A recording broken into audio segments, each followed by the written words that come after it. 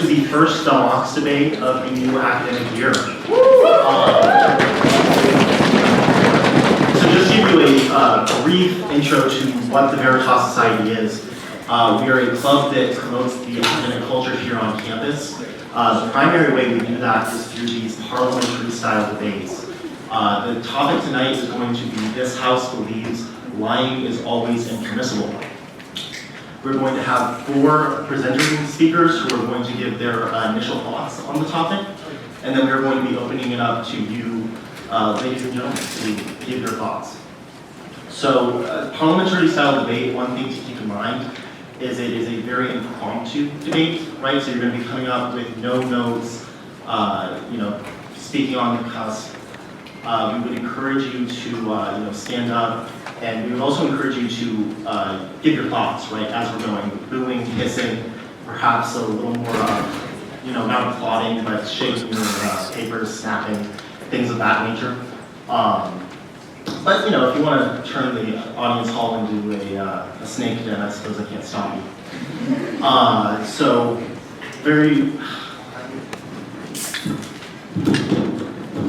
These are people I've known for the past 3 years, and I still can't remember their names. So we're going to have Dr. Michael Cirilla affirming. He's a professor of theology here at Franciscan.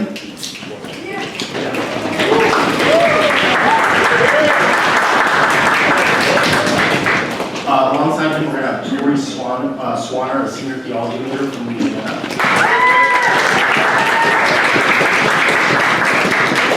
Opposing, we're going to have John Sully, he's actually an alumnus. And then also opposing, we're going to have Dr. Cirilla's daughter, Faith Cirilla.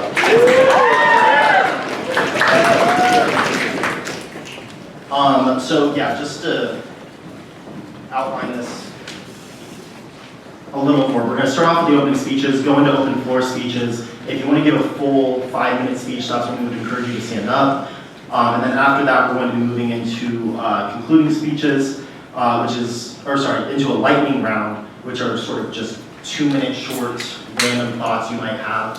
I would encourage you to speak at that time if you don't have fully formed opinions on the topic, but just wanted to sort of, throw something out there. And then we will move into the concluding speeches. I believe Dr. Plato did want to briefly mention something about the upcoming music initiative for Veritas. Welcome everybody. I hope you have a great time tonight. One thing I love about the Veritas Society is this is where you're not just an audience. You don't just sit back passively like we do so much in this society. You can come forward. You are part of Parliament.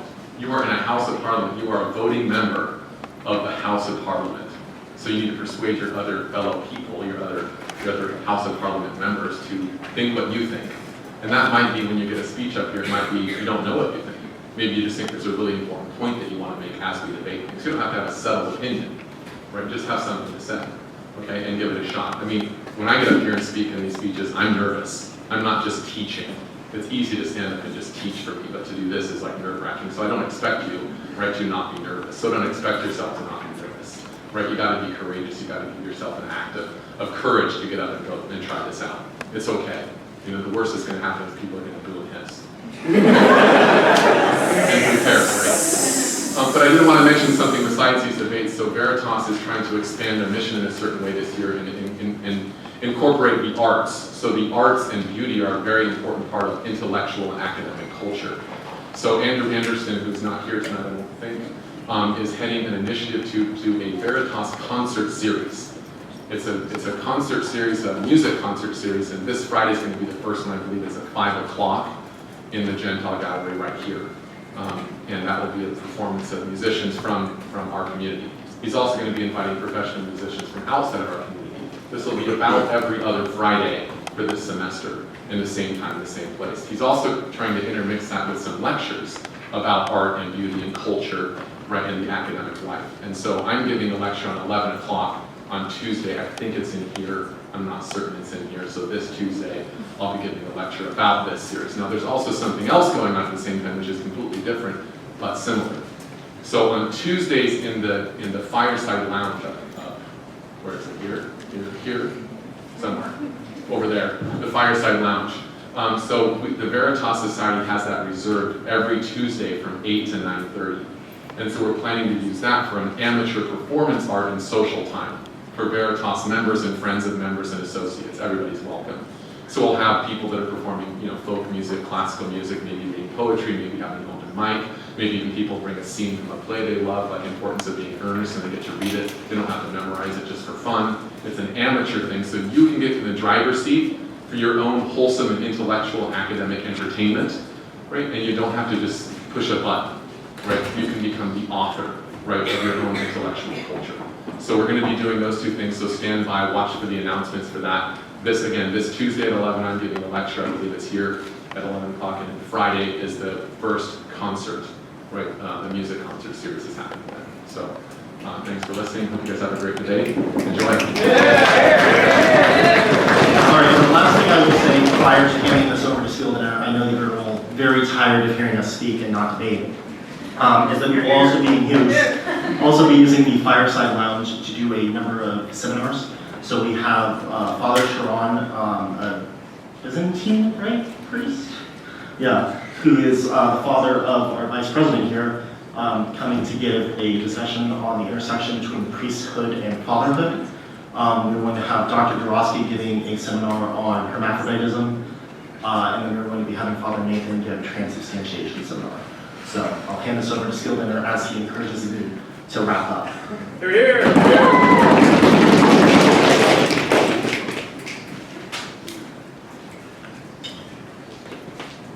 If everyone will please rise for our opening prayer. In the name of the Father, and the Son, and the Holy Spirit, amen. Our Father, who art in heaven, hallowed be thy name. Thy kingdom come, thy will be done, on earth as it is in heaven.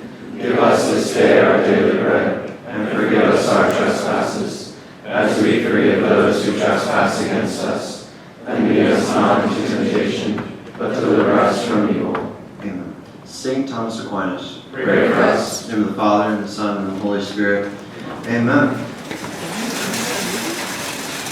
Thank you all for coming. As Curtis said, I'm Alex Berliner, the head of debate for Veritas. We're going to hear our first speech from the affirming side. Yes, so please enter the floor.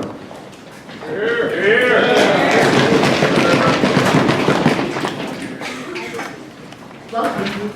So perhaps you came here tonight because you saw this motion, this House believes that lying is always impermissible, and you said to yourself, well, I don't like that, always impermissible. I don't want to tell the truth.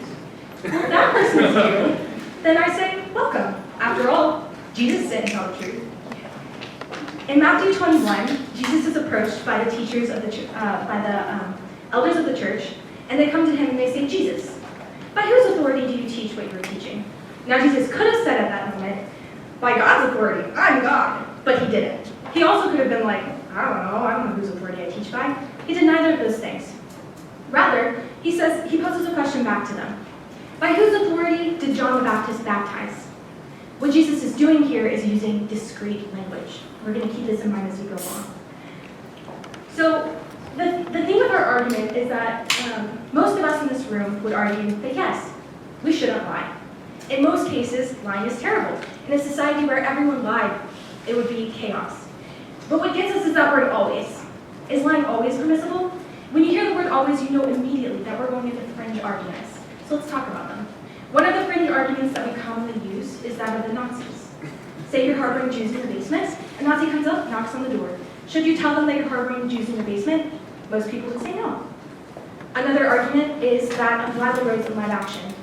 They went undercover to Planned Parenthood, and they falsely said that they were prostitutes in order to expose Planned Parenthood. Is what they did right?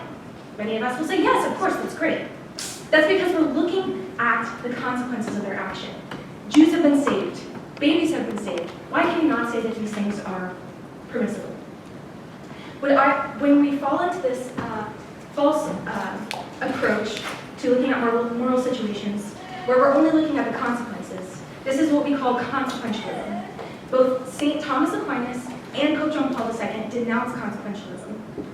In Veritatis Splendor, number 77, Pope John Paul II says, and I'm paraphrasing, that even if circumstances of an action lessen the culpability of the original action, that cannot take away from the moral species of the initial act.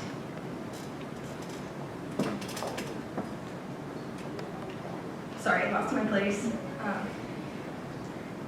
Right.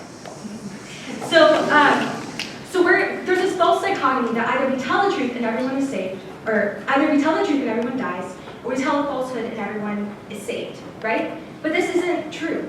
In reality, there are three situations that you can find yourself in regards to the truth. Either you must tell the truth. This is when it's obligatory to say the truth. Or there's situations where you may tell the truth. It's not obligatory, and if you say something, great. If you don't, that's fine. But then there are situations where you must not tell the truth. An example of this would be a priest. Under the seal of confession, a priest must not tell what he has heard in the confession hall. So what do we do when we must not tell the truth if we don't lie?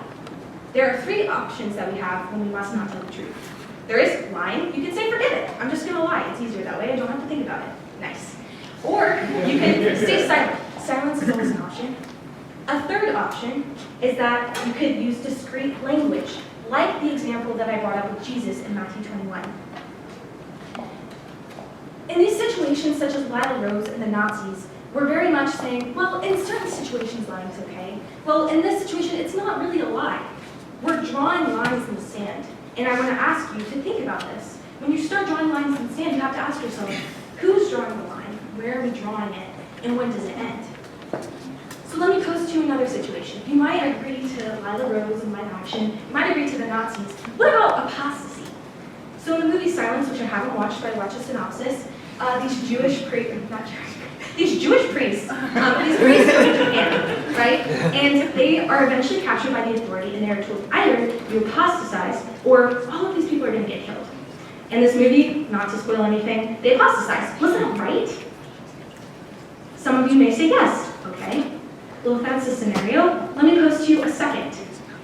Peter, the head of the church, the rock, upon whom Christ built the church. In Luke 22, Peter's in the courtyard. Jesus is being dragged over to his death. And Peter is approached by people in the courtyard, and they see Peter. They don't know his name, but they're like, are you not a follower of Jesus? Now, if Peter were to say, yes, I'm a follower of Jesus, he would be killed. There was a mob mentality at the time. He would have certainly been killed and tortured. And would he have been able to start the church at that time? Also, if he was silent, he probably would have been killed in that scenario too. Because if they were like, yeah, Peter, are you a follower of Jesus? I mean, if he's silent, it probably would be basically like saying yes. So the good consequence of the action is that Peter can go out and be the first pope of our church. He can spread the good news of the gospel. But does that make what he did in denying our Lord 3 times? I do not know this man. Does that make that good? I would argue no. In Matthew 10:33, Jesus says, but whosoever denies me before men, him also I will deny before my Father who is in heaven. And I would argue that when we are lying, we're not only denying the truth, but we are denying him who is the truth, Jesus. Thank you. We now are going to take a question for Ms. Swanner. We have a question. Does anybody have any questions for her?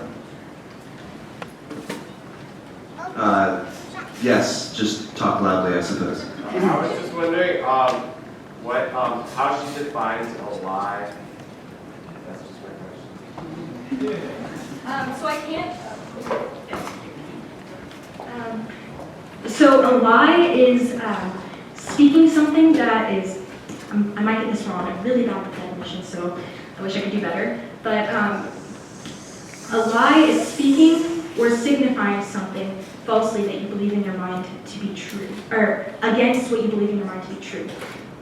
So this is different than, lying is different than accidentally saying a falsehood. So for example, if an example that Dr. Srilla uses is if your wife leaves the house, if you think your wife is in the house and she leaves the house and someone asks you, is your wife in the house? If you're lying to them and you say, no, she's not in the house, even though she is not in the house, you're still lying. So it doesn't exist. I hope that makes sense.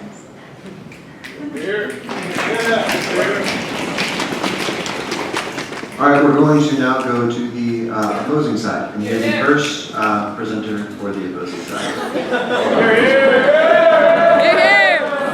Props are in real mode right now.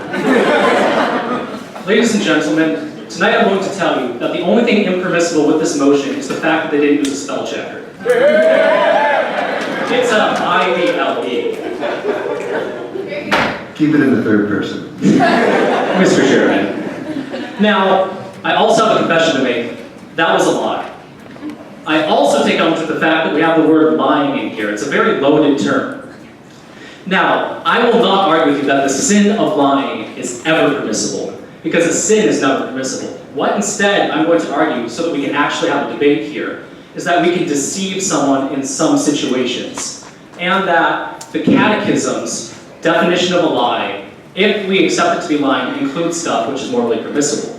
Now, as Ms. Swanner, close to God, right? The Catechism's definition of a lie is that a lie consists of speaking with the intention to, a falsehood with the intention of deceiving. I think this is a fine definition, but I would like to expand on it, explain it a little more, because if taken just at face value, I think it can be a bit deceiving itself. Now, I'm going to do this by offering a parallel definition of a lie, which would be any communicative act which, so, see if I can actually remember my own definition, now that I remember the Catechism.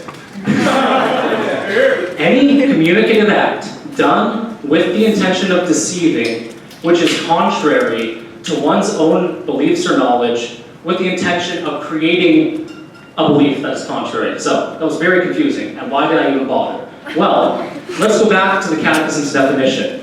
They say a lie consists of speaking. I think that is true, but it might give you the impression that a lie can only be what is spoken with the mouth by using sounds. Well, I think that's not true at all. If someone were to ask me, where is Dr. Cirilla? And I went, you would call me a liar, and you would be right. I'm speaking to you in a non-verbal, in a strict sense of the word, verbal language, using a sign common to all of us to communicate. That is Dr. Cirilla. That is not Dr. Cirilla, that is Dr. Plato. So, speaking does not have to be verbal. To go further in the Catechism's definition, they say it consists of speaking a falsehood. Correct. My definition, I say, instead of falsehood, something contrary to your own belief or knowledge with the intention of creating the contrary belief of the other person, or creating a contrary belief to one's own belief and knowledge. Because, and this goes back to Thomas Aquinas, who ultimately disagrees with us, but even he agrees on this, you do not have to speak a technical falsehood to be a liar. You can speak something which is technically true and still have the intention of creating a belief contrary to your own belief and knowledge of another person. That makes you a liar. So remember our Lord's word. He said, if you look on a woman with lust, you commit adultery with her in your heart. You are an adulterer in your heart. Intentions matter. If you tell someone a technical truth with the intention of deceiving them, you are a liar. Further, to go back once again to the Catechisms, speaking a falsehood with the intention of deceiving. I think I've hammered that enough, actually. So, applying my definition, I'm going to then argue my opponents here on the affirmative side have to show that every single action imaginable that falls within this definition of lying derived from the Catechism expounded by me is impermissible. Impermissible, not able. Remember, it says lying is always impermissible. That's a universal statement. If we can find one instance, just one, where you can intentionally make a communicative act to deceive someone with the intention of deceiving, then you must vote against this motion. Now, we've already heard some of the classic examples brought up, the classic murderer, Nazis at your door. I mean, I could also go to scripture where the Israelites were going to invade Jericho. They sent some spies ahead, and Rahab hid the spies in her, what is charitably called a hotel. She hid them on the roof. And the king came to her and asked her if she knew where these men were. She did not withhold information at all. She straight up lied. She said, oh yeah, I saw them leave. Go send some men after them, and they did. The Israelites commended her for this, and they made a pact. And in fact, we believe that Rahab then went on and joined the Israelites. She married an Israelite herself and is actually an ancestor of Jesus. You can read that through Matthew's lineages. Now, also, wartime brings up all sorts of weird situations. Not just like with Nazis, but in war itself. Have any of you seen the movie Master and Commander on the High Seas? Yeah, the movie is absolutely awesome. Remember the part? 1 minute. So, remember the part. Anyway, they make the raft, set it on fire, they set it adrift to deceive the French. That is a communicative act with an intent to deceive, to get the French to go that way. Were they wrong when they did that? They were lying to the French. Also think of jokes. If I were to say, Oh, dude, do you have that car that's out front? Dude, it got totaled. Drunk driver just hit it. Oh, JK, bro, JK. Did I commit a sin in doing that? I mean, Aquinas would say so.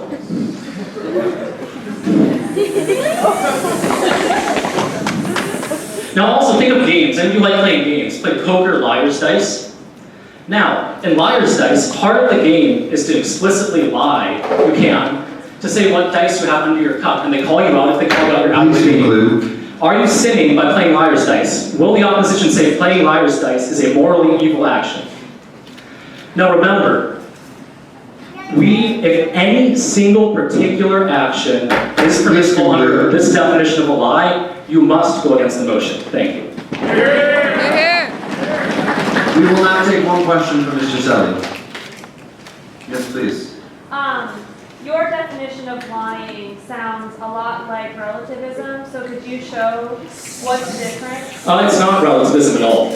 While it's true they use the word falsehood in the catechism, the only reason I include the relative opinion of the person is because their intention can be deceitful. It's not to say that objective falsehood doesn't exist. It's to say if you speak something that's technically true with the intention of deceiving someone, you're a liar in your heart and are still guilty of lying. Thank you, Mr. Selly. We're now going to hear the second prepared speech from the affirming side. Please welcome Dr. Stewart. Thank you. Thanks, everyone. This is fun. Okay. So, yeah, it's important to start with the definition of lying. So, I'll point out explicitly that in the first edition of the Catechism, they define lying like this: it's speaking a falsehood to someone with the intention to deceive, when that person has a right to the truth. And at that time, I was an undergraduate theology and philosophy major, and a number of professors and colleagues in other places, and here too, made interventions and submitted dubia to Rome to request that get corrected, because it's not the case that it's not a lie if you don't have the, if someone doesn't have a right to the truth, you can tell them falsehoods. That's not correct. So the second edition of the Catechism, which came out pretty quickly after that, corrected that. And so now, I think you correctly said that the Catechism says, a lie is speaking a falsehood with the intention to deceive. And I agree, that's too imprecise.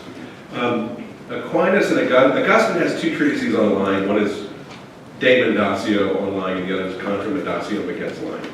And Aquinas follows suit in defining a lie like this. It's an enunciatio contra mentem. It's an expressing something. It doesn't have to be in words, speech. It could be gestures, all sorts of things.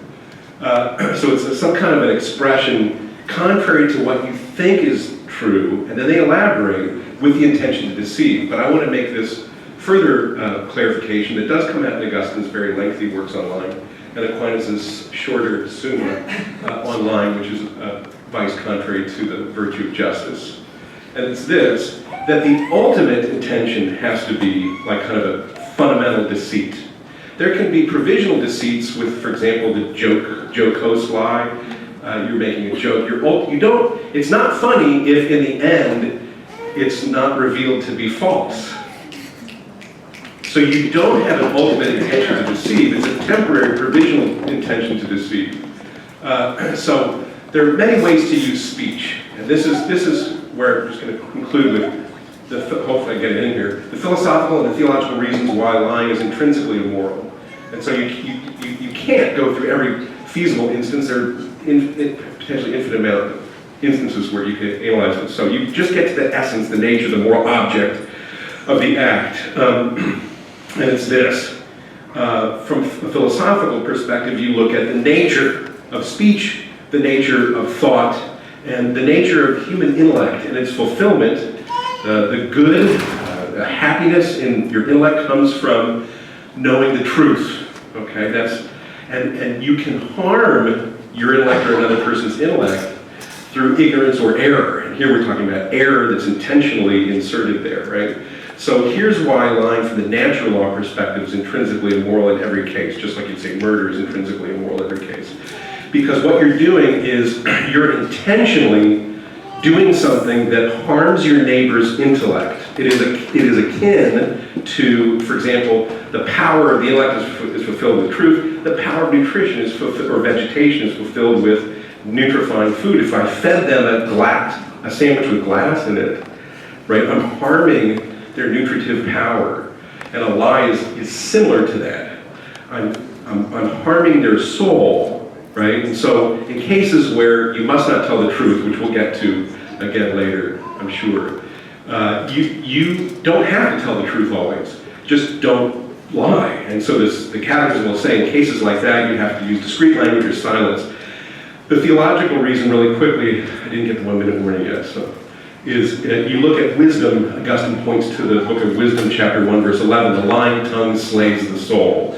You look at the New Testament, Jesus says, let your yes be yes, your no be no. Look at Acts 5, when Ananias and Sapphira lie to the Holy Spirit, Peter says, and they get immediately killed. But there are contrary examples that are very difficult. So it's not just Rahab, it's what's in the program there. They have picture Jacob deceiving his father, Isaac, to get the blessing. So there are difficulties, to be sure. But I think, by and large, the reason why people want... Oh, and there's a few other things. With respect to war, camouflage is an ancient question morally. Like, can you... So, I just want to bring that up because sometimes you can allow somebody to be deceived without intending it directly. So you're permitting it, but not directly intending it. Now, whether camouflage is that or not is debatable, I suppose. So there are difficult fringe questions, but I think, by and large, the issue is not just one of consequentialism, but also what John Paul II condemns in Veritas Splendor called proportionalism. If I have a great important good, like the life of a Jewish person that I'm trying to save, I can commit an evil, let's say, of lying, which causes a harm in the intellect, but I save a body, right? Augustine has a really good response to that, but I think I'm going to leave that to later, okay? So I think both philosophically and theologically, the act is intrinsically immoral, so it's never permissible. Now, how do you deal with situations where you must not tell the truth? We can bear that out. Yeah. One question for Dr. Schill.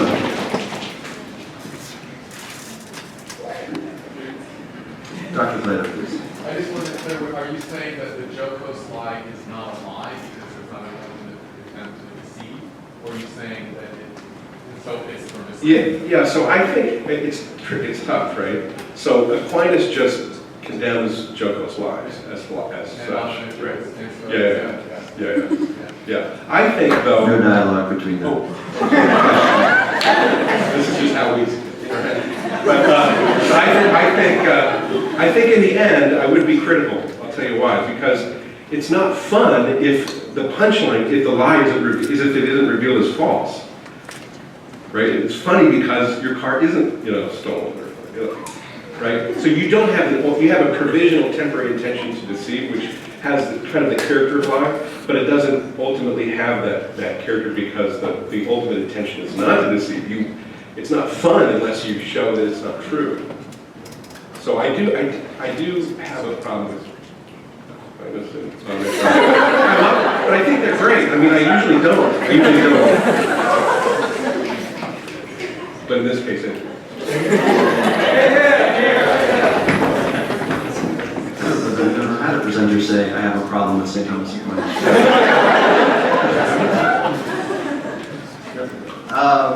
In any case, we're going to hear the final presenter speech from Ms. Cirilla.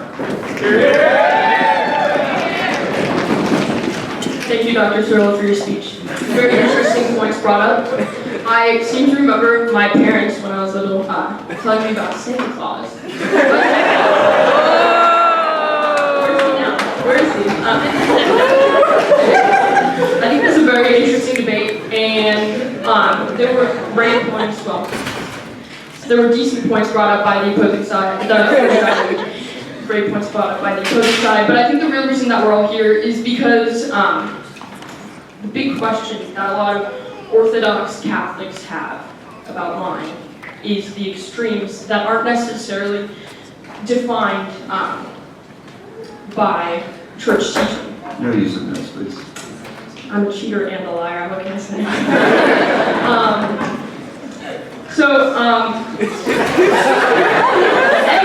No, seriously, you can have those. Thank you. Yeah.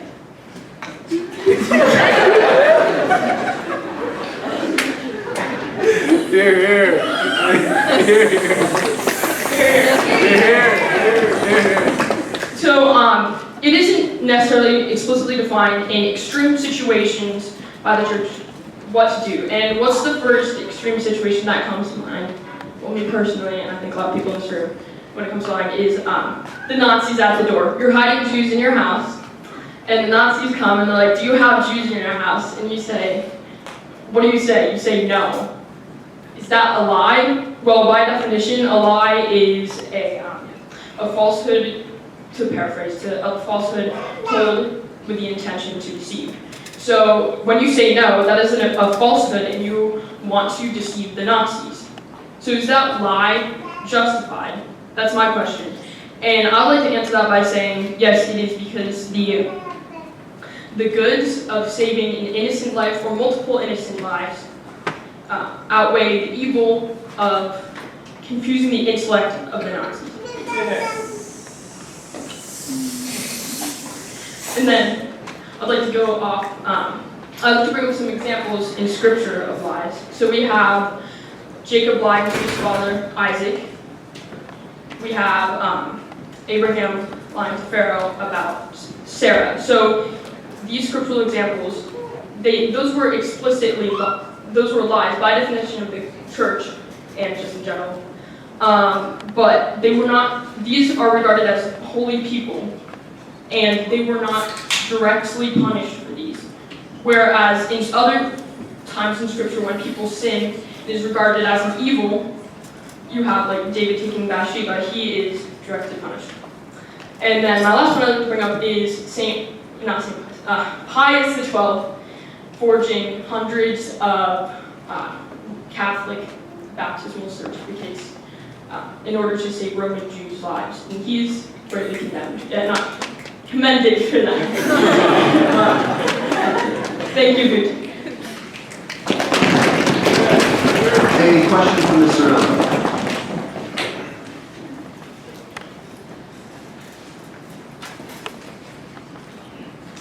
Yes, ma'am. So you say that what I've been taught personally is that the action, the circumstances and the intention do not make the action like permissible if it is immoral. So in the case of the Nazis, how would you like respond to that, I guess? I was taught that too. But I think that you have to take into consideration double effect and also just how, like, the gravity of the situation. I think that, like, makes a difference. All right, thank you, Ms. Cirilla. We are now going to enter into our open floor speeches. So this is an opportunity for anybody present to give a speech up to 5 minutes, as Mr. Stremke said.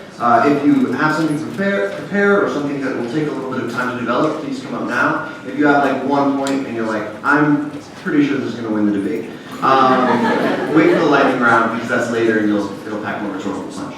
So, but in any case, and then there will be one question for each open floor speech. So if you would like to speak, please now stand and raise your hand.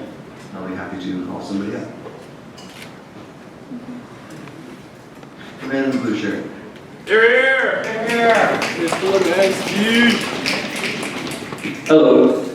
I'd like to preface by saying that my opinion is not fully formed, and that I think if I was put in a situation where this question was actually applicable, what I think, and what I think that I would do varies as widely as this side of the room from this one.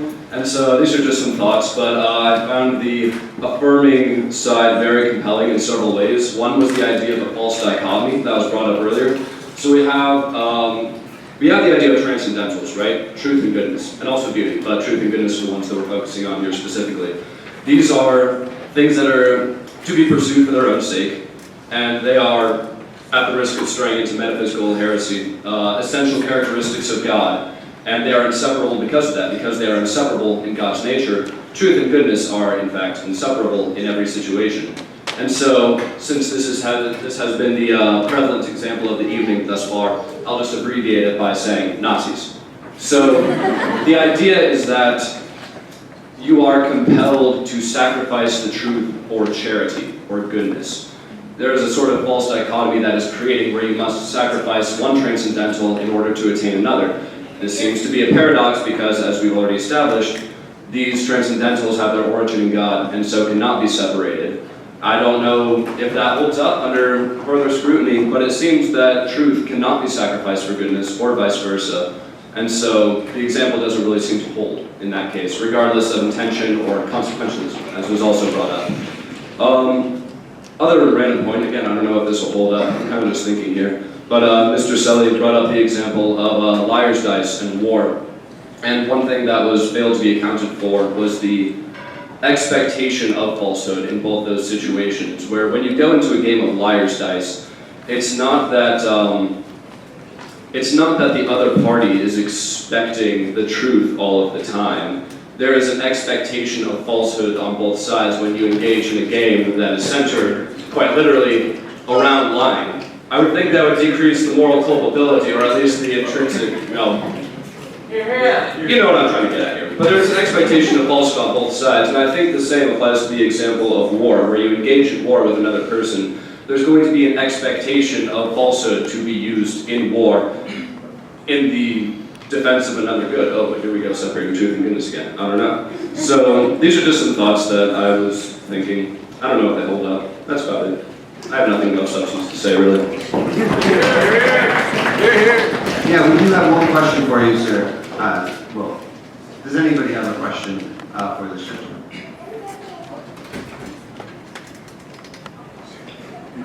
Mr. Sutton. So, my whole case was that, according to the definition of a lie derived from the church, there are some permissible things, which are under their definition of a lie. So, this is the form of the question. They sometimes have sentences in them. So, according to this definition of a lie, even if there's an expectation of a lie and consent between people, how does consent make it right if a lie is always wrong? And how is it not literally just the definition of a lie as it's given, as in both the case of liar's dice and war and all of those, you're intentionally deceiving? Touche, but if I had to give an answer on the fly, I would say that part of the immorality of lying is that it masquerades as the truth. Where in people that expect the truth in certain situations, the presentation of falsehood as truth is what constitutes the immorality of the action. I don't know if that holds up. All right, another opportunity for an open floor speech.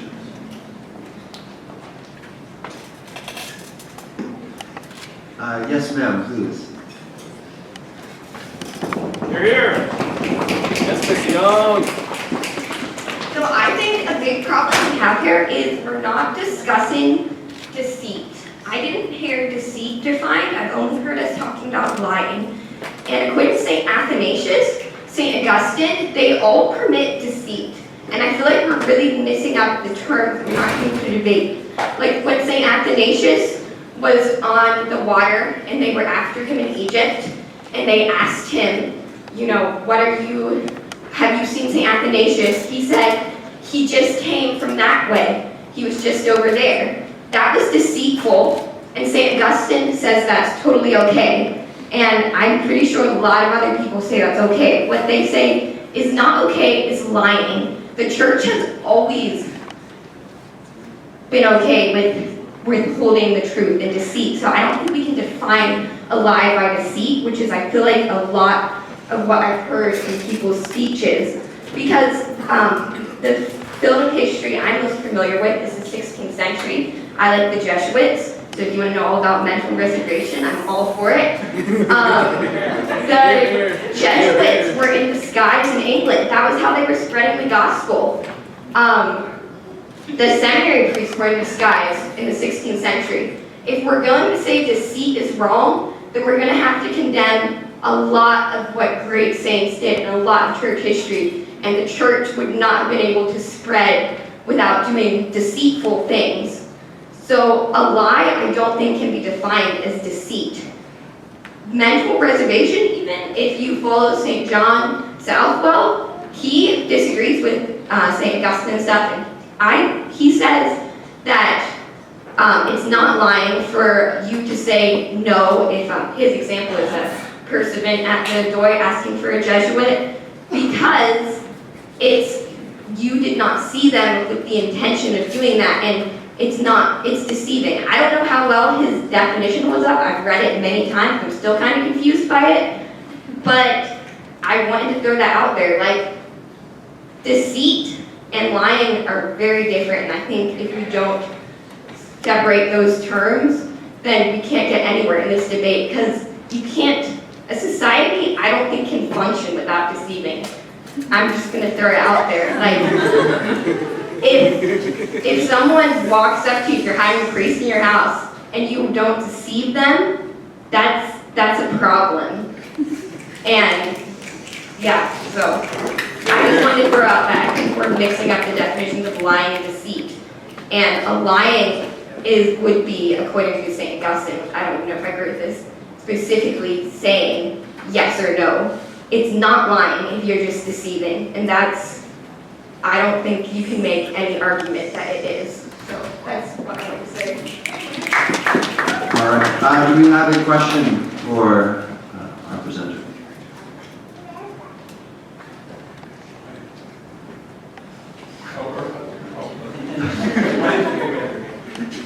Yes, ma'am, up in the top. If you say that deception isn't lying, then would you agree that Satan didn't do anything wrong in his deceiving Adam and Eve in the garden because he didn't lie to deceive them? I don't think Satan's sin is lying. I've never heard that. I think that Satan is tempting them to do evil, but I don't think he lied to them. I do not.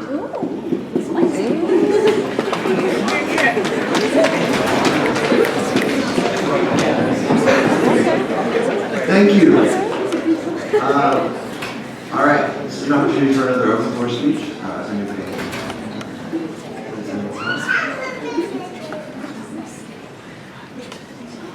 Yes, Mr. Anthony. First off, I'd like to apologize for my dress. I did not know we were having the debate, and I saw the little flyers up there. I was like, oh, the debate, I'm gonna come to that, but I apologize for my trashiness. Anyway, this house believes that lying is always impermissible. I think the Catholic Church, any Catholic would have to agree with that, because sin is always impermissible. Lying is a sin. You can't get around that. Satan is literally the father of lies. He did lie in the garden. He's the father of lies. The church has always defined him as that. The church has always defined lying as a sin. The problem that we're getting into here is the definition of lying. It's been brought up on both sides. It's been brought up by that young lady, thank you. The definition in the catechism, so we heard, was speaking a falsehood with the intention to deceive, right? The problem with this definition, like she brought up, is deceivement. Is deceivement always evil? Is deceivement always a wrong? I would propose a better definition.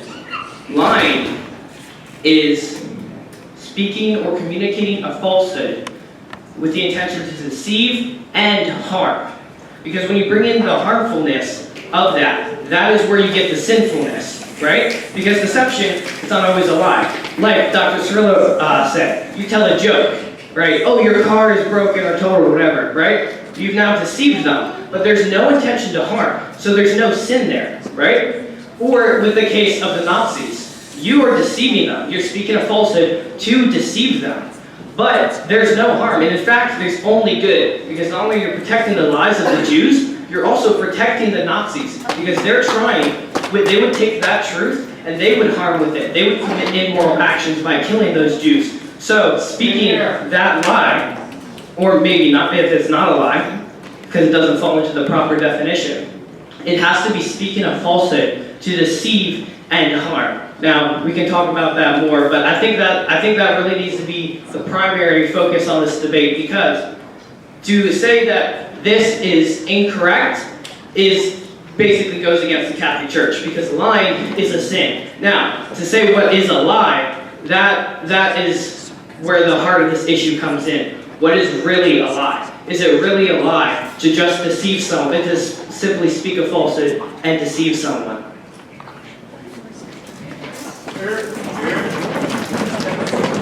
All right, a question for Mr. Anthony.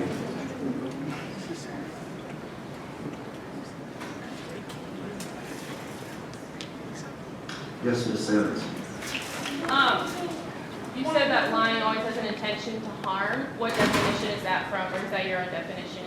That's what I was bringing in. I was saying deceivement. The Catechism said speaking a falsehood with the intention to deceive.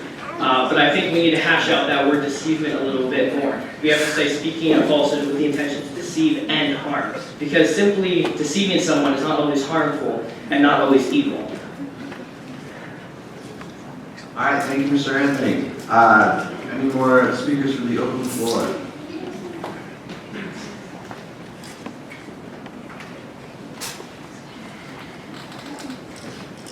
Yes, sir. Here, here. So, as Mr. Selly said, it is beautiful American speech, probably. All we need is one example that lying is true. And I don't have the brain cells to form a well-thought argument, so I'll just give an example. So, basically, your grandmother's dead. Anyway, your grandfather has dementia, and basically, you're taking care of him, and he says, "Oh, where's grandmother? Wait, where's my wife?" So then, you know that if you say, "Oh, yeah, she's dead," then he's going to get very sad and very angry and do some terrible things. And so, what are you going to do? Essentially, you have to tell him a lie. Because you can say, "Oh, she's not here right now," which is true, but you're deceiving him. So it is a lie. So I would say that in that scenario, you have to tell him that. Question for our speaker.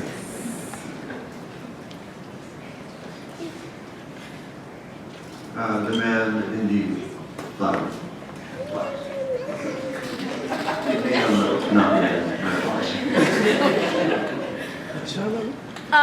Would it be, you don't necessarily have to tell a lie. Would it be okay to tell him, oh, she's like, not like in the graveyard or wherever town that graveyard is in? I think if you say she's in the graveyard, he's gonna... No, like wherever town, like, or town or county where that graveyard is in, you're like, oh, she's in like, say, Steubenville. Right, but you're still deceiving him, and maybe that's where he knows she's gonna be buried. So. Well, it's true. It's true. She's a student. No argument from the question asker, the question answered. All right, another speaker, please.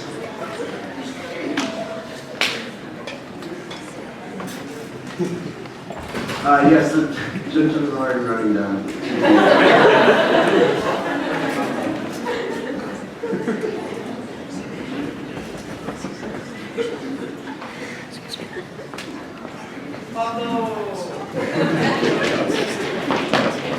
First of all, I'd like to apologize for sitting upstairs when I wanted to talk.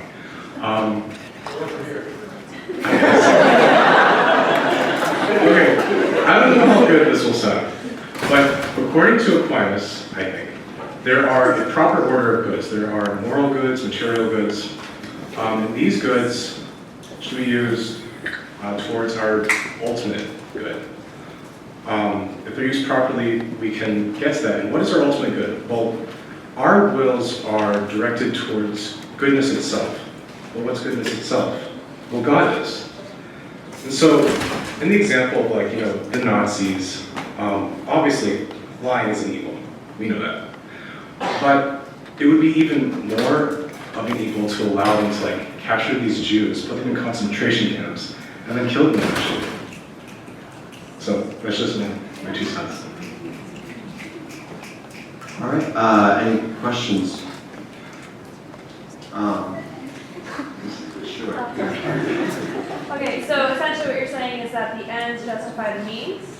Because that's what you just said.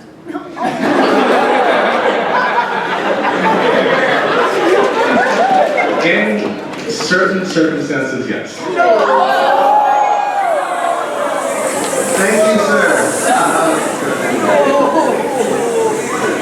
All right, we're looking for another extension.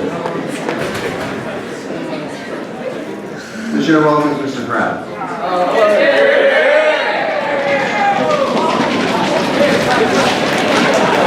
Thank you.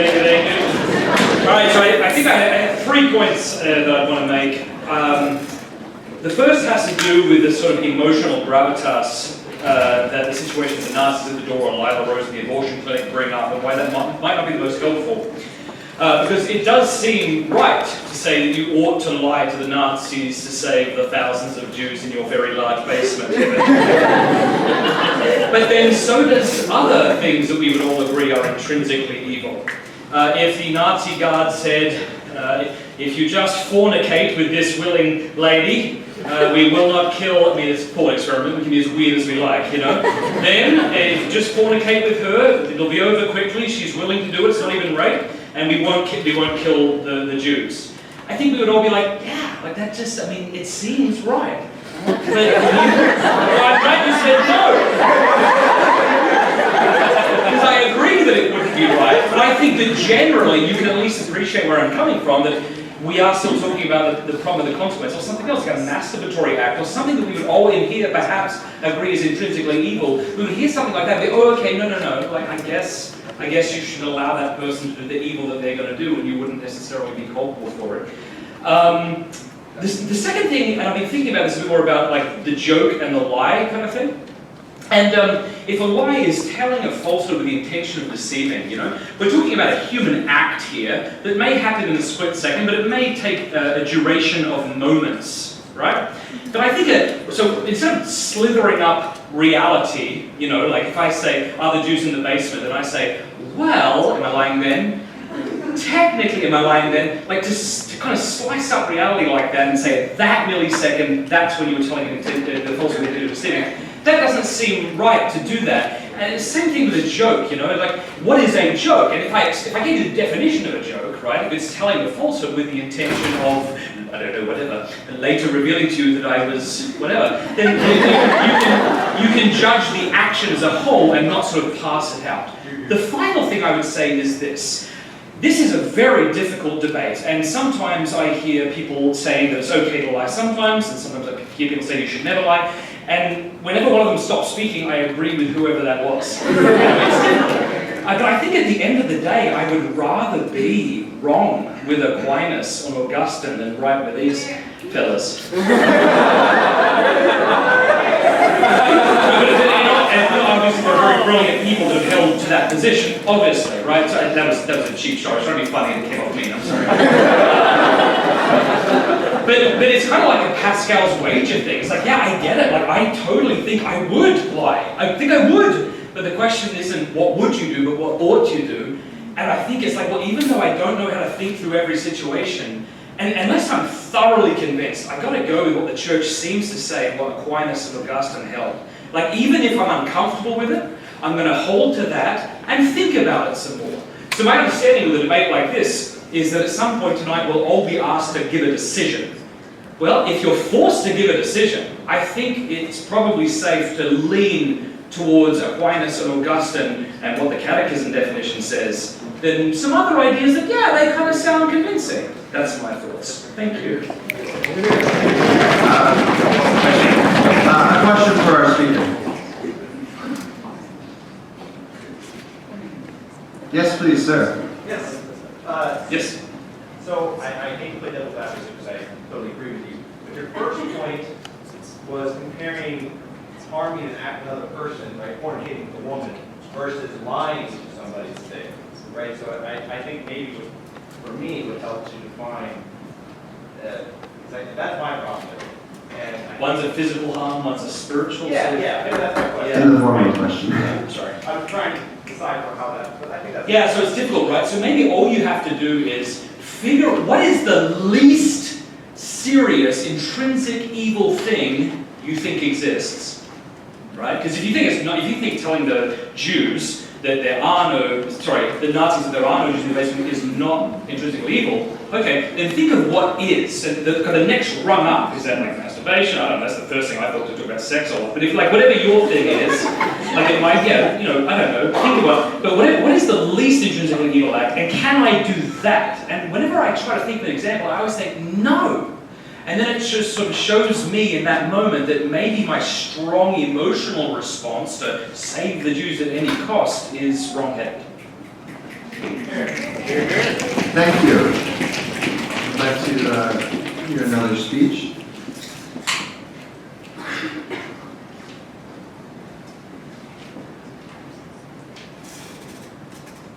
Yes, sir, in the Under Armour shirt. I didn't know what it was.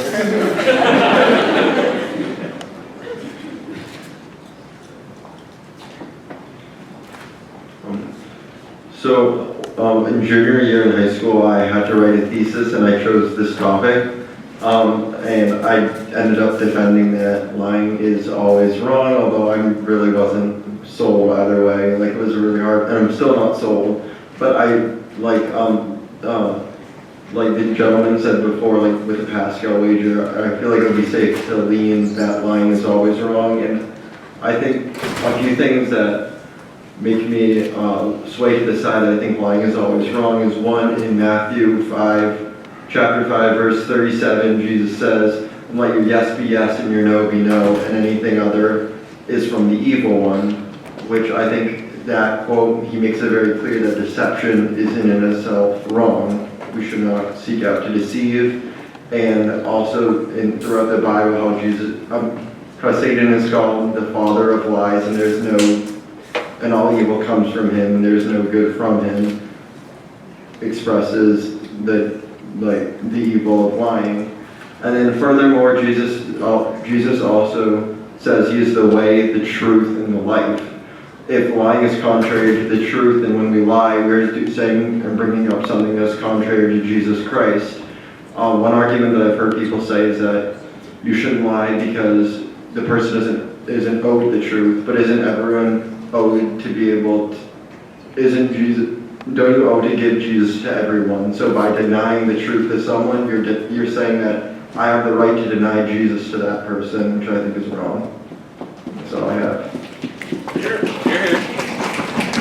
A question for our presenter. Yes, Mr. Strimke. Is there a distinction to be made between truth with a capital T and temporal truths? I'm not familiar with the second word that you said. Truths in time. So, for example, there's the truth that gold is an element, right? Is there a distinction between eternal truths that lead us towards God and temporal earthly truths?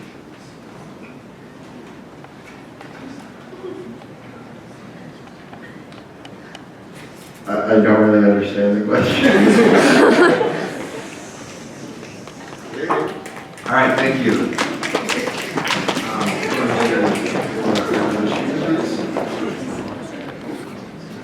The man in the striped shirt, please.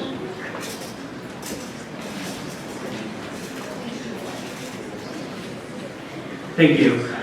So we have mentioned this only early on the night, and we haven't really expanded upon it. But in wartime, honesty is not the best policy. It tends to get people killed. To that point, you can deceive.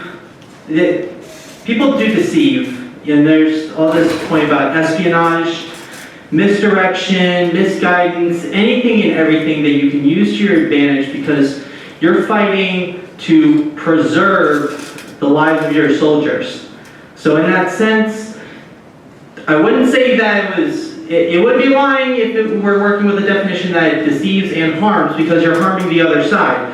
But at the same time, you're also protecting your own soldiers. So again, we're back to, I believe, proportionalism in terms of what can we do to minimize, we're trying to minimize evil, maximize good, and again, war is messy. There's really no clear-cut way around it, but with the current definitions that we're working with, I'm not going to try and provide another definition because I don't do that. I tend to work with what other people have already done, so that's just what I have to say. If we're working with the definitions that we have come up with, lying in that sense for wartime and preserving life, that is, I would say in that case it is permissible to lie because you are trying to preserve life as much as possible. Hi, thank you. Any questions for our presenter? Yes, ma'am. Please say. Okay, would you say that like, thank you. So would you say telling the truth, even knowing that it would lead to harm, would be like a sin or impermissible? Well, because at that point, if telling the truth leads to harm for other people, then I would say that that's actually the wrong thing to do. All right, thank you. We'd like to remind everybody that we will have a lightning round that are 2-minute speeches, so if you do just have the one point, we're happy to hear you, maybe not at this time. More people sit up. Yes, the lady in the front. Thank you. One thing I do want to bring up, we've brought a lot of attention to the definition of lying, if there's any difference between lying and deceiving. I do want to take a chance to look at what the word impermissible means in this context, because we as a predominantly Catholic campus are all taking the word impermissible to mean impermissible as in sin. But that isn't necessarily explicit in what the House is proposing as their belief. Now, I'm not going to go and say that lying is not a sin. It is, and you likely should not lie. But I think this is one of the things that's causing these problems. We're trying to think about this massive cosmic concept of lying and bring it into these societal, real-world situations. Everybody's favorite seems to be the Nazis. And people like to talk about the Nazis in lots of different topics a lot. It's a very common one. Like if there's any moral dilemma, the Nazis will be used in it somehow. But one of the things about this is because when we talk about these hypotheticals and we try to bring them into a real world scenario, we generally gravitate towards the most drastic, dramatic scenario one can think of, which is the Nazis for lots of people. It's very present in our cultural consciousness for good reason.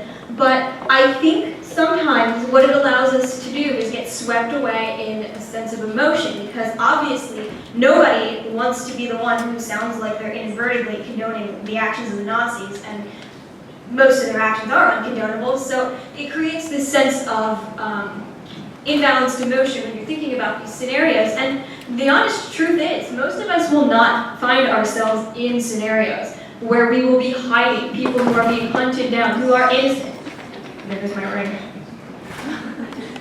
I'm just going to leave that for now. In our basements. And I think one of the things this does is it causes us to think about these extreme hypotheticals, which is often the only way we can get these concepts into a seemingly concrete setting. We go for the most extreme, the most dire situation possible, and I think it overlooks lots of smaller situations where we might be given the chance to lie, or we might be given the chance to deceive if we want to define those as separate things. I'm still thinking myself if I believe those are two separate entities. And I think one of the problems that arises then is we come to a conclusion that's based on only these extremes, and we don't form a conclusion for ourselves that is based on more simple, less extreme scenarios.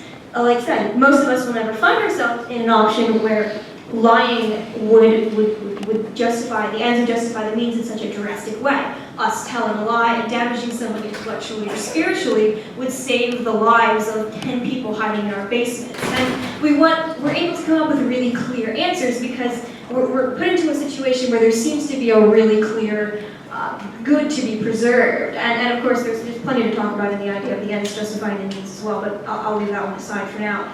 I think the bigger thing is the idea that we're being told that lying is always impermissible, which we're taking to mean as a sin. So that kind of drains away from us the fallback that we can say, well, yes, we can look at this big, crazy situation like hiding Jews in our basement, because we're being told that it's always impermissible to lie, which means we also can't tell our friends that we don't want to go out for dinner because we have schoolwork to do when we're really just tired. You know, like smaller things like that are always impermissible, and they're a sin as well. And that's why I wanted to open with talking about what the word impermissible means, because we do have to realize that when we think about it in this way, we are, when we are saying that impermissible equates to being a sin, we are condemning all of these smaller actions to be a sin as well. And I do not speak, and I do not want to accuse anybody who's spoken to or against this topic, but I think there is an attempt to alleviate guilt by trying to say that it is permissible, because we then excuse all lies, large and small, from the label of being sin, when sometimes I do think this can be an attempt to divert that sense of guilt or that sense of not wanting to perceive ourselves as having sinned in small things that we think are not of great consequence. Thank you. Question for the speaker. Dr. Blanton. Are you saying that all lies? Are you saying that all? Are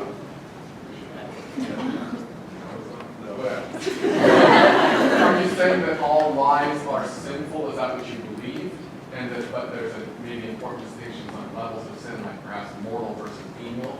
Well, there definitely would be. I think the difference in which case a sin, of you consider a lie to be a sin, would be mortal or venial. I'm not saying that in every circumstance a lie is a sin or not. I'm simply saying that if that is what you believe, that basically yes. But I don't necessarily hold that to be true for myself, totally formed yet. Thank you. Another speech. If we could get a opposing speech, we would be really happy with that. And that's the truth. Anyway, I'll take you. Hello, everyone. Okay, so life, liberty, and the pursuit of happiness, these are all human rights. But no one ever mentions truth in the Constitution. We have a human right to know the truth. It is our perception of reality, right? Okay, so how dare you infringe upon someone's human right? How dare you take that away from them? You shall not kill. You shall not take someone's freedom. Yet, we throw people in jail. I'm Thomas Lapis. I'm a drug dealer. I deal fentanyl to freshmen. If any of you guys are interested in breaking down your high school experience, please let me know. Should I go to prison? Huh? I mean, does anyone think I should go to prison? Should I be stopped? You will infringe upon my right of freedom and pursuit of happiness, right? So why is this so hard for people to figure out? The House believes that lying is always impermissible. Of course it's not always impermissible. Who can lie? When there is a malevolent force or person who is threatening the lives of innocent people, it is permissible to defend those people by not telling the truth. That's all. Thank you. A question for Mr. Drug Dealer. Mr. Dunn. Or wait, maybe I got your last name wrong. Yeah. Nelson, I didn't do that. Were you blatantly defending the concept that the ends justify the means? Absolutely, 100%. I don't know if I missed that memo, but I'm trying to figure out why everyone looks so terribly down upon that. I mean, how dare I say, I'm afraid to commit a venial sin. The Jews are in the basement. I have a shotgun in the garage. I mean, no.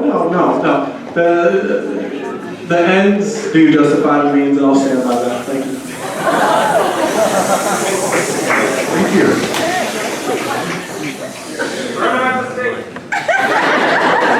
No comments from the crowd. this will be our last open floor speech for the night, and then we are going to move into our rebuttal period from each side. And then we'll move into our lightning round, so you'll have an opportunity to speak for 2 minutes. So for our final opening floor speech, yes, you, sir.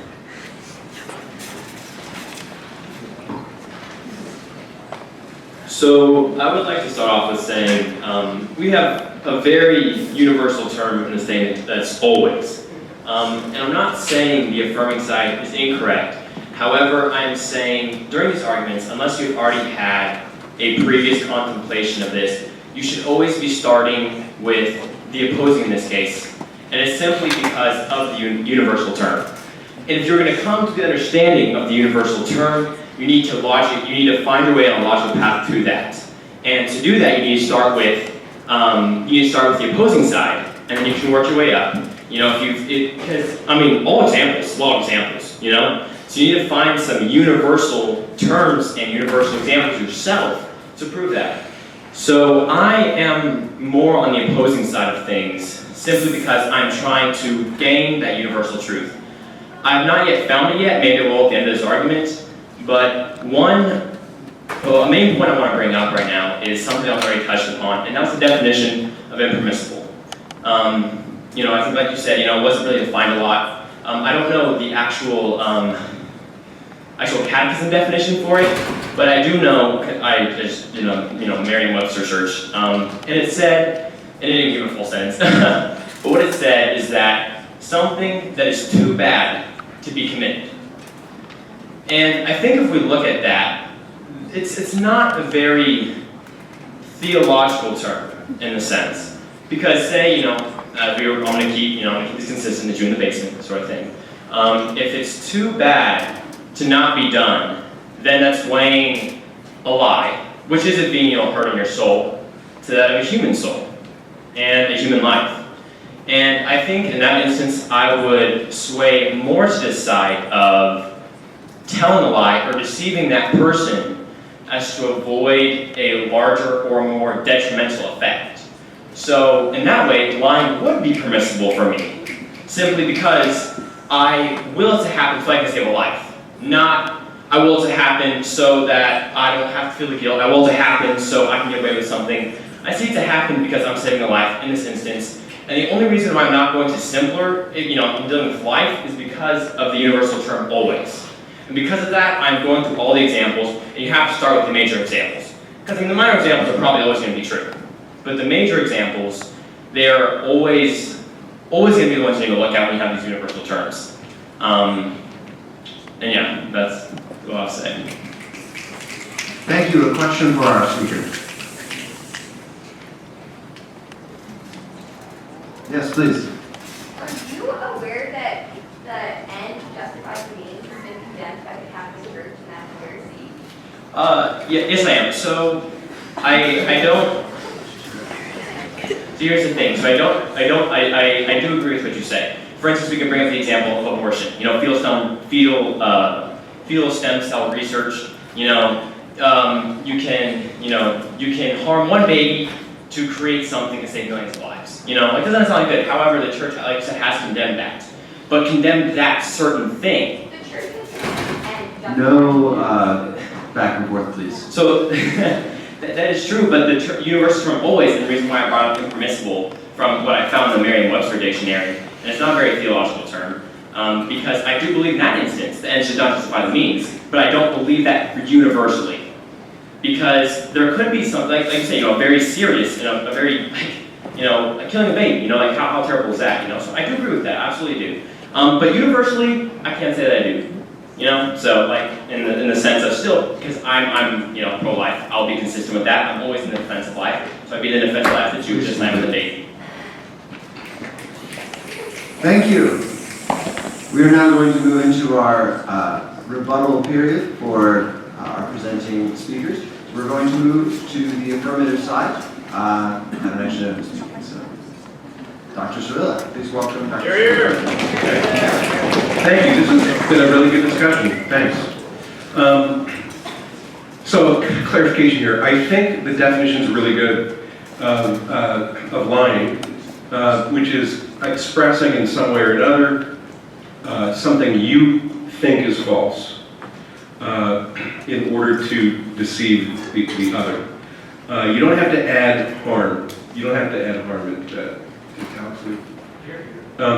because you may not know that that producing in their intellect a false understanding of reality is hurting them. You don't have to know it's hurting them. Okay, you just have to do it. Okay, and then that's an immoral thing. The young lady who mentioned the distinction between deception and lying, that was very good too. I think it's a very important distinction because you can. I tried to make that, but it was very brief. Do I have 2 minutes? What do I have? 3 minutes. 3 minutes left. Okay, good. So I didn't dwell on it as long as I wanted to. So let me lead into it like this. Augustine says in De Mendatio online, and Aquinas follows suit. They say, look, in terms of proportion of goods involved, right? What's happening with a lie is not merely, let's say the Jew example. Augustine used an example of protecting Christians from pagan emperors when it killed them. Okay, so you are deceiving the other, so you're causing harm to their intellect, but you're saving the bodily life of the people you're protecting. Okay, so clearly the bodily life is more important than, I guess you could, maybe it's not clear, but you could argue it's more important than the intellectual kind of confusion of the person you're attempting to deceive. However, Augustine goes right back to Wisdom 1:11. The lying tongue slays the soul. 1 minute. So you can't harm your soul to save a life. One of the speakers recently said, if they're dying, you're hurting their soul. No, if they get killed, you're not hurting their soul, you're hurting their body, right? So you can't sacrifice harm to your soul in order to save a body. What you can do, and this is what Augustine says, is one thing you can be silent, the Catechism says that. Another thing is, you can use discreet language. That's where, deception comes in, but it's not a lie. So for example, there's a cardinal in Germany who famously said to the Nazis who came to his palace, "Gentlemen, please come in, look anywhere you like. You won't find any Jews here." Because they did so well. So it's called mental reservation, and that's arguably okay. That's arguably okay, all right? But Augustine says, Augustine says, take a look at that, because we can't always think on our feet like that. We can't always do that. Like, there are no Jewish dogs here, meaning canines. I can't always think on my feet. Now, if you're hiding a priest, by the way, it could happen. If you're hiding a priest, you should figure it out ahead of time. But if you don't, Augustine says what you can do, don't lie and slay your soul to save their body, but do a Maximilian Kolbe, offer your body, take me, and save the Jews with the Thank you. And now we're going to go to the remarks from our opposing speaker. Here. So one point that I would like to address is that Dr. Cirilla and Mr. Pratt both defended the Jokos lie case. But according to the definition that we are using, a Jokos lie is a lie, regardless if the truth was going to come out in the end. Your intention was to have the victim was going to be deceived and believe something contrary to your knowledge. So if that is true, and we're going by our definition, Dr. Cirilla and Mr. Frad both defended a lie, and therefore you must oppose the motion. Thank you. Thank you. We're now going to move into our lightning round speeches. You'll have 2 minutes with no questions.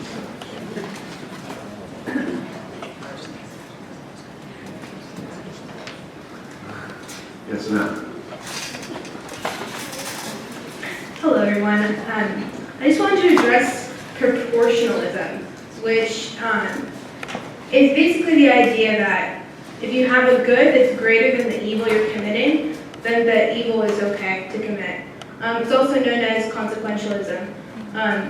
Basically, the ends justify the means. That is a heresy that actually some Catholic dissenters popularized, making it seem like it's okay. And actually, in the modern era, some dissenters in the Catholic Church actually made that popular, like a popular belief. But like when you're looking at a sin, you can't just look at the intention. Because everybody, I mean, I would say the majority of people have good intentions for every action. I would say even sometimes the worst people can see some good in their action that can make it all right. But it's not only the intention, it's also the action itself. So it's the intention of why am I doing this, but also the action itself. And so I don't think that lying can be permissible based on saying, well, you know, they have a good intention. But for example, a common case of this would be the example of abortion, where Planned Parenthood will use consequentialism to their advantage and say, well, by committing abortion, then like this woman will have a free life and she'll be able to, you know, live freely and she won't have to be a single mother and all those things. But the evil of abortion 30 seconds. still stands, no matter what the intention behind it is.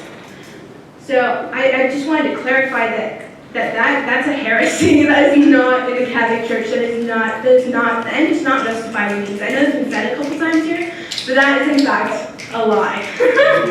As ironic as it is. Thank you. The lady all the way in the back. Yeah, you. Here. You've done this your own. So I have relatives on both sides. So I just want to say, like, I'm not super philosophical. I'm still in high school, but I do know this. So God said, "Thou shalt not bear false witness." He did not say, "Thou shalt not bear false witness with intending harm." He didn't say that. He just said, "Don't do it." Okay.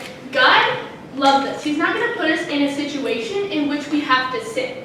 He's not going to give us, okay, well, you do this sin or you do this sin. There is always the right thing to do. There is never a situation where we have to do something. And whatever situation we're in, God's always going to give us the right choice, and He's always going to give us the grace to choose the right choice. Thank you.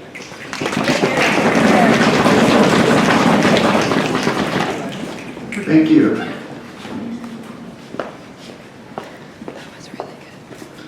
Yes, the gentleman in teal. Here.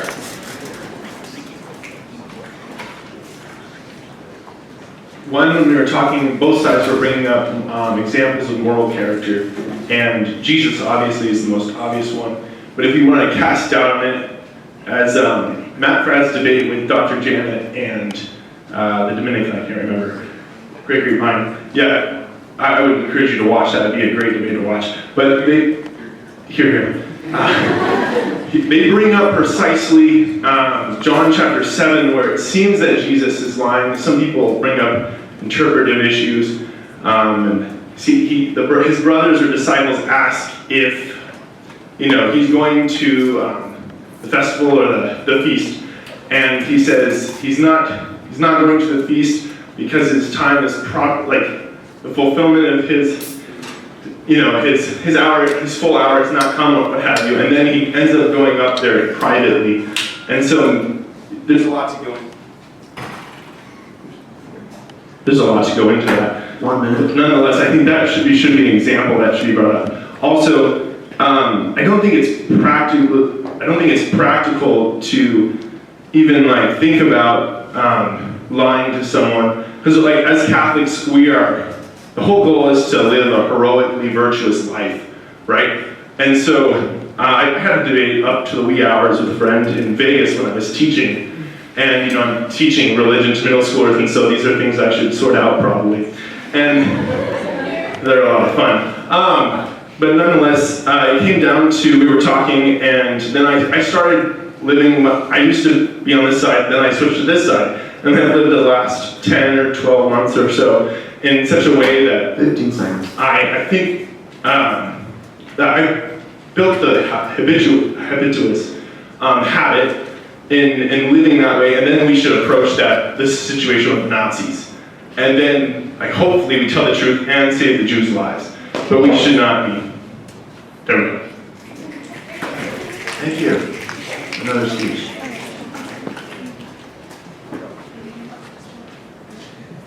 Gentleman at a time.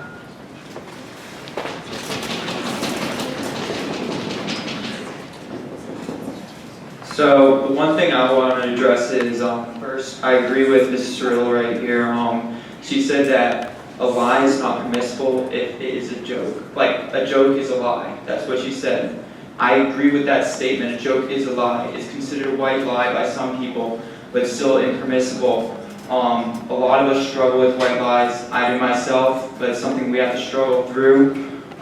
With regards to the Nazi example, someone said, why do we pick all these examples? It's because it's a universal statement. So we pick the worst example possible, the strongest opposing example. If that example stands, then the statement is true. For the Nazi example, what I would say is that a lie is impermissible, but withholding information is permissible under extreme circumstances, such as the Nazi example. So, with regards to the Nazi example, the example that, I forget who gave it, but it was the statement concerning Jewish dogs. They asked if there were any Jewish dogs in the building. He answered, there are no Jewish dogs. He did not say there are no Jews in this building. He did not tell a lie. He's withholding information. That is the big difference between a lie and being deceitful in a sense, but it's actually withholding information. If you look in the catechism, immediately following the lie, there's several paragraphs about withholding information. When is it permissible? And so I would recommend that everyone after this meeting go look it up. I found it very interesting when I read into it. So yeah, thank you. Thank you.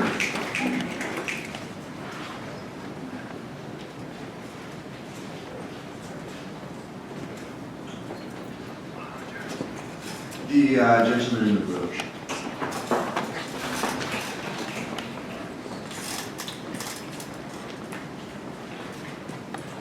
Okay, so this was brought up at the beginning by one or two people. I wish it would have played a bigger part in the debate, but the patriarchs, okay, especially in Genesis, we have examples of lying and then other things too that are kind of questionable, possibly.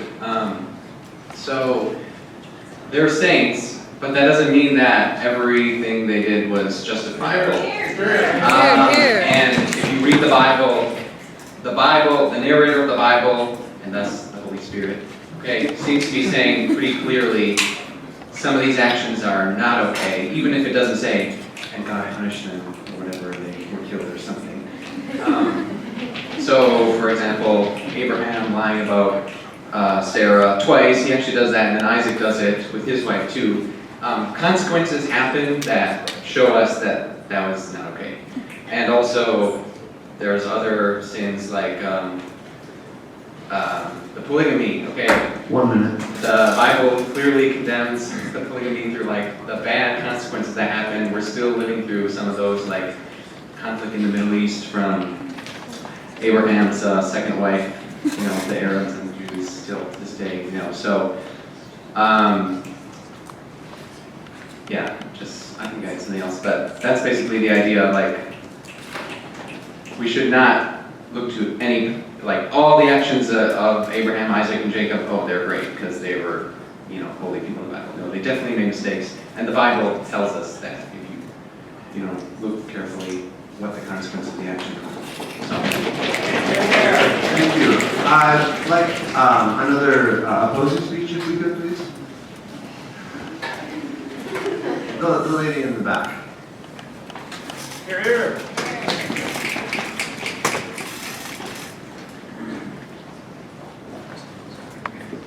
Hi everyone.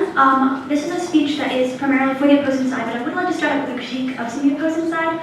As one of my friends always really annoyingly said, Aristotelian ends justify Machiavellian means, and I was like, no!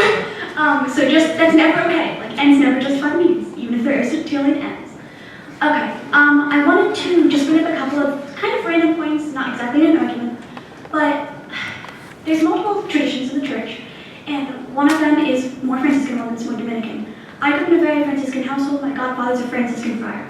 But something that always struck out to me was the emphasis on charity, and sometimes charity over truth, because in real life situations, sometimes you kind of have to choose. So for example, if your friend says, am I fat? And she is, you look at her and you say no. You say no because charity comes over truth. Like, this is something my godfather taught me, and he's the holiest man I know.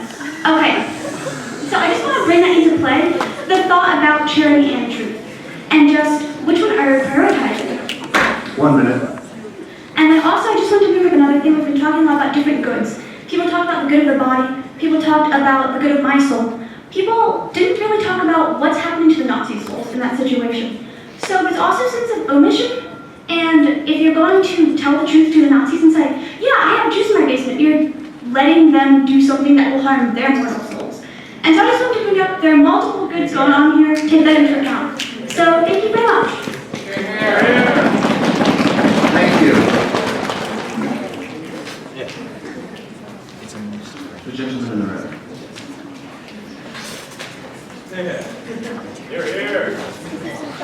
Alright, I'm gonna get to my point kind of a roundabout way. And the main thing I want to bring up is the concept of just war.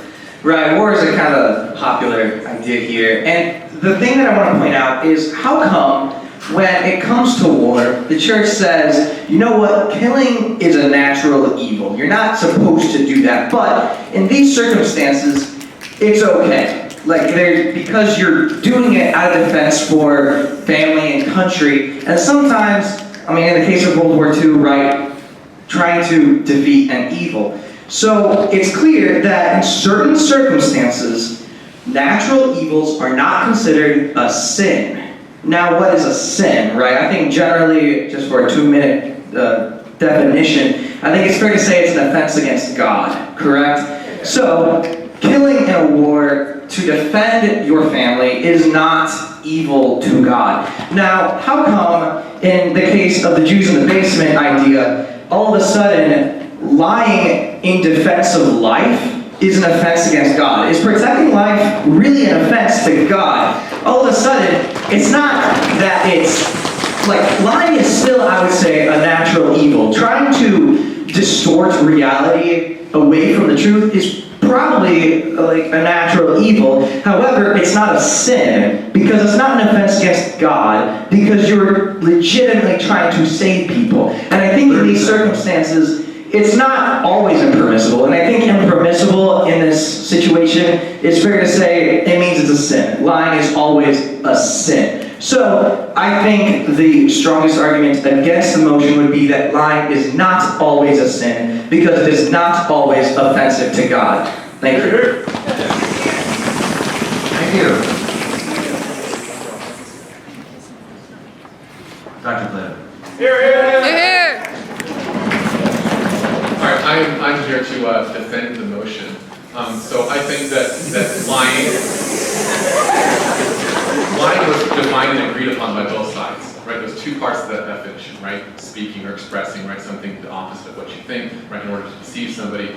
In our tradition, that tradition, when it got to the high scholastic era, Bonaventure, Aquinas, Scotus, all the guys who were the leading lights and everybody before them, it was agreed that that's always sinful. So that's a great reason, right, to believe that it's always sinful, right? That's what they said, right? And then, of course, however, they made distinctions between levels of gravity, right? When you give a pernicious lie, as they said, that's when you're trying to harm somebody on purpose with the lie, right? That's the direct translation of the commandment not to bear false witness. But that doesn't say, right, that you can just, oh, every other lie is okay, right, just because that one's a really bad one, right? Then, of course, perjury, right, that would be lying when you promise to God you're going to tell the truth. That's even worse, okay? But there's still lies technically according to definition, right? Then you have officious lies, which are lies that can do good to somebody, right? Like when you lie, right, to save the Jews, okay? That's not as bad of a lie. Okay, and then a jocose lie might sometimes harm people, might sometimes be good. I think it's always a lie.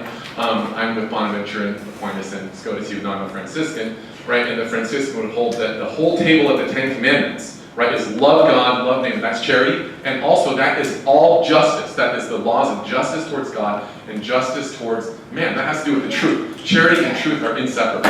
You can't do that. So what I want to say is, in the case of the Jews. Right, absolutely, we're doing this thought trick. We have this mind rot in our head, okay? But just because we would want to save somebody, it means that it's praiseworthy how we do that. Now, the thing is, we should always do our best, okay? Right, but sometimes, you know what, your best ain't good enough. And that's a fact, okay? If you're a wise person, you've trained your life to not give white lies, to not do jocose lies, to not do any lies whatsoever. Okay, if you've trained your whole career, then you have the wisdom and cleverness of a snake. Right? And you cannot lie when you're in that situation, but you cannot tell the truth either, which will betray your friends. Okay? Now, just because we would do it doesn't mean it's praiseworthy. right? And obviously, if you're given the choice, right, to do a lesser evil, and that's all you can think of, you're stupid not to do the lesser evil, right? But that doesn't mean what you did was right. It doesn't follow, okay? And so you always do something bad at different levels, right? All the way down to venial imperfections and all the way to the grave injustices like perjury, right? No matter when you lie. And why? All the different scholars in the high scholastic era will debate why, but it's ultimately, it's against the truth. And that is not a natural evil, okay? That is a spiritual evil in every case, even though the evil might be less grave or really, really, really, really grave. Thank you, Dr. Blaber. We're going to have 2 more lightning round speeches, and then we're going to move to concluding remarks. Mr. Hay.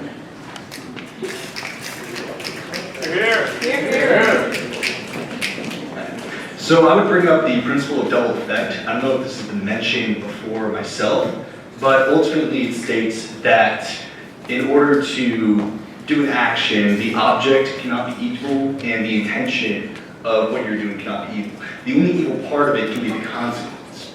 So if lying is a definite evil, which I'm on the side that it is, based on what the Catechism says, what Aquinas says, it can't be the object of what you're doing, right? It can't be the intention of what you're doing. Someone else, an opposing force, has to make you do that, thereby removing the guilt from you. Now, would that be possible with lying? Is lying always the object of the action?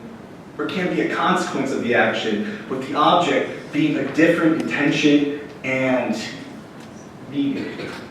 That's all I have to say. Here. Thank you. All right, we are going to have our final lightning round speech of the debate. Mr. Willie. I just have 2 points to make, I think. First of all, I'm very glad the Right Honourable Dr. Plato brought back to definitions, because it's not a Veritas debate, unless it's brought back to definitions, am I right? Yes. And I think he actually ended up supporting the opposing side, if I'm correct, because he said, in the situation where you haven't trained yourself, that you should always, you should choose the lesser of 2 evils. You should have trained yourself to be as wise as a serpent, but if you haven't, you choose the lesser of 2 evils. Well, impermissible, I just Googled it, and it means too bad to be allowed. So it seems as if it's not too bad to be allowed if you have not trained yourself appropriately. And if you're not as wise as a serpent. And then secondly, I'd like to go back to definitions, because we always want to bring back to definitions. And then I think the Right Honourable Mr. Selly very well defined the idea of lying as a communicative act which is intended to produce a falsehood in the mind of the other person, and he gave examples of when that seems to clearly be okay, primarily in warfare. Right? The example of Master and Commander, one of the greatest naval movies ever made, when the British tricked the French. Now that to me is an example of a communicative act which deceives the opposition, but is permissible, and so therefore that's the definition of lying we're accepting, and therefore, well, it was, according to the definition which was established at the beginning of the debate, and it seems that no better definition was ever provided, and so it seems that unless you can show that in every situation, according to the definition given at the beginning of the debate, a communicative act that is intended to produce a deceit in the mind of the other, if you can think of at least one example where that is permissible, i.e. not too bad to be allowed, then the opposing side has won, and I would encourage you to vote with me for the opposing side. Thank you very much. Thank you. All right, we're now going to hear our concluding remarks from our presenters, starting with the affirming side.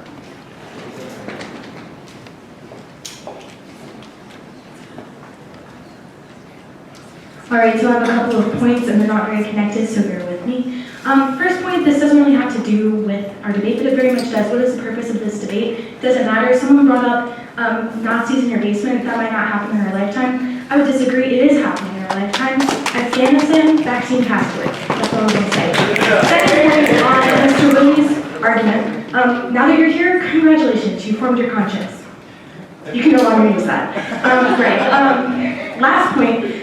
This House believes that lying is always impermissible. Half of you guys who are saying that you're voting for this side don't even believe that it's actually lying that's permissible. You're arguing that it's not really lying in all the situations that you post. So I would say you should vote affirming. My last point, sorry, I'm using notes, I'm like I'm not. My last point is that John Sully is a liar because when I started getting ready for this debate, fun fact, you don't have to side with the side that you're arguing for. And so I really wasn't pro this side, now I am, thank goodness. And so John Sully helped me form my argument. But one of the things he told me, which I think was really impactful, is this.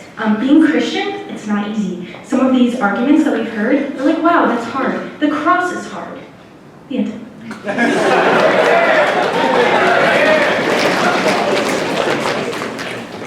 And now from the opposing side. That's awkward. So, not to sound too desperate here, but I'll bring it back to the misspelling on the poster. If you're planning on defending this motion, you are saying this is a correct statement. This House believes that lying is always impermissible. That is a nonsense statement. Impermissible is a signifier with no significance. If you hold that it is true, then you are voting for a falsehood, and since lying is impermissible,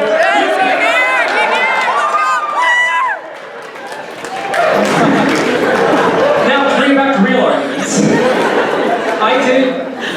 I started by framing this, saying that I will not defend that lying defined as a sin is ever permissible. What I said is, according to the definition from the church, we need to say, the church needs to clarify this and change it, because as Catholics, what the church is telling us is lying could potentially apply to situations which aren't sinful. We brought up Joe Slice. Mr. Fred and Dr. Cirilla seemed uncomfortable to say that that's wrong, but according to the definition, as we've given it, those are lies. You are intentionally deceiving someone. Same with, what you call me, right, honorable, whatever you call me, I give it back to you, David. When he brought up the Master Commander example, even though it's in warfare, you are intentionally deceiving someone. You are making them believe something contrary to your knowledge. It's a lie. I'm sorry. And I want you all to be honest with yourselves here. If any example we've given today, if you think that's permissible, then, as we've hammered home way too much probably, you cannot affirm this motion. It's a universal statement. If you really truly believe there is any instance, be it as silly and trivial as liar's dice, where lying is okay, you must oppose this motion.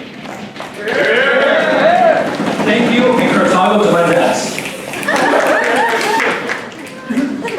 Thank you, Mr. Sully.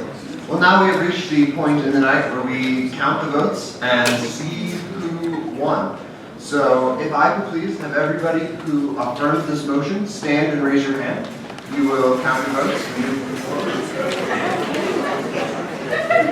All right.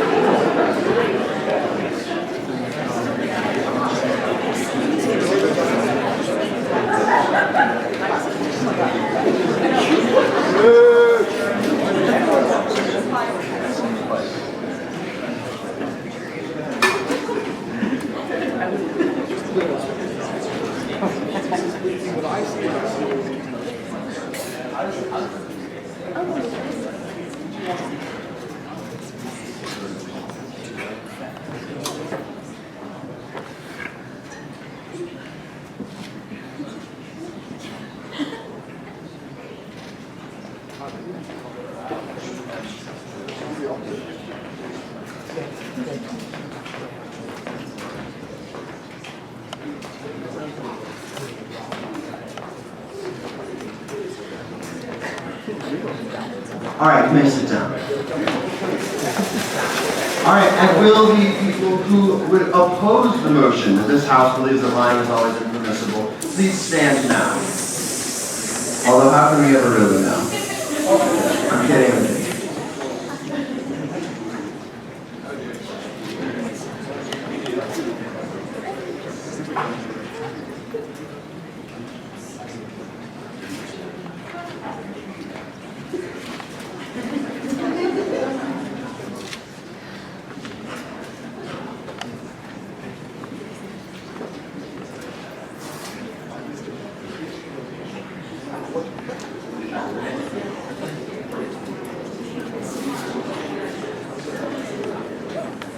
And then, all right, you may be seated.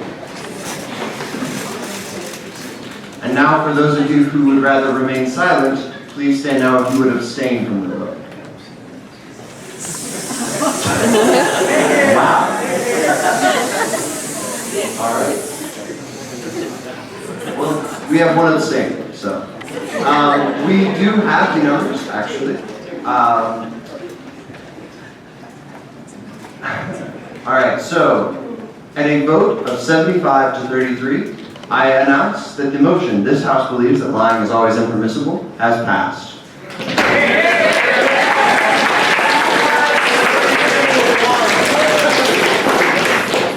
Real quick, everybody. So thank you so much for coming to the Veritas Society's first debate of the night. We'll let you out of here in just a minute. Just wanted to let you all know that if this is your first time, or your second time, or your 15th time, and you finally decided that you would really like to be a part of this, that this is a really cool thing, and you want to come more, and you want to learn more with your fellow students, in the back we have a table in which you can be a part of what are called Veritas Associates, where you can participate in associate-only activities. We've got very cool lapel pins, which I lost, and other very cool stuff that you are going to get. So, if you're interested in that, please see the back table with Hadley, she's the head of associates. Other than that, thank you so much for coming. Have a wonderful night.